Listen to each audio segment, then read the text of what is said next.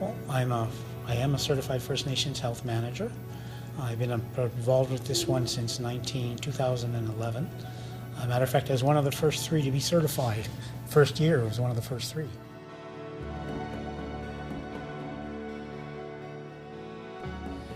One of the things is that being a health manager in a First Nation is totally different from being a health manager anywhere else.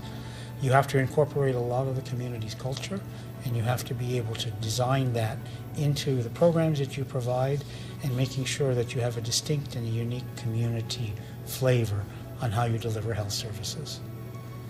I had the opportunity to apply to be a health manager within the Quebec Association.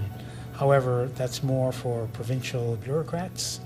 And the one thing that's very different over here is you have to relate more to the community members, and you're definitely a part of the community.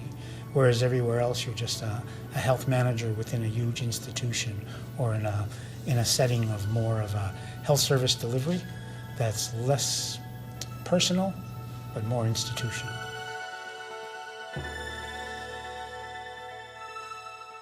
Well, certification, as you are aware, means a lot simply because most people can do jobs for a long time and they can be good at it. But if you don't have the official recognition, sometimes that can limit your availability to prove to other people that you know what you are, that you know what you're doing, and more importantly, that you're seen as a person who has the qualifications and who has the competency to be able to carry on and do work in a healthcare setting in a First Nation. A funder should fund a program, put it this way, what you're really saying here is what's the significance and what's the importance of being part of the First Nations Health Managers Association? Well, if you take a look across, there are so many certified bodies across Canada. Take a look at addictions. In addictions, if you're a native addictions worker, you have close to 3-4 certification bodies that you can go to. The most important thing is what has the most meaning for you. And a lot of the times too, you have to look for one that has a unique cultural lens. Because if you don't have that, then what you're really doing is you're similar to everybody else. But the reality is there are a lot of times policies have to be modified. As a First Nations health manager, you're right in the middle, or you're right in the thick of the community. If people have any concerns or complaints, it's not like if you're working in Health Canada, you get a phone call.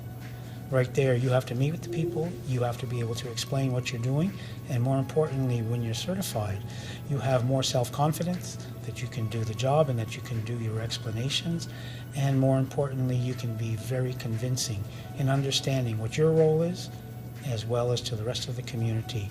They have a better appreciation. Because with certification, you don't have to stay in one community. You have the access to go to a number of others. And I think that that's the most important thing. It builds self-confidence. And that's what we need in our health managers across Canada that are First Nations.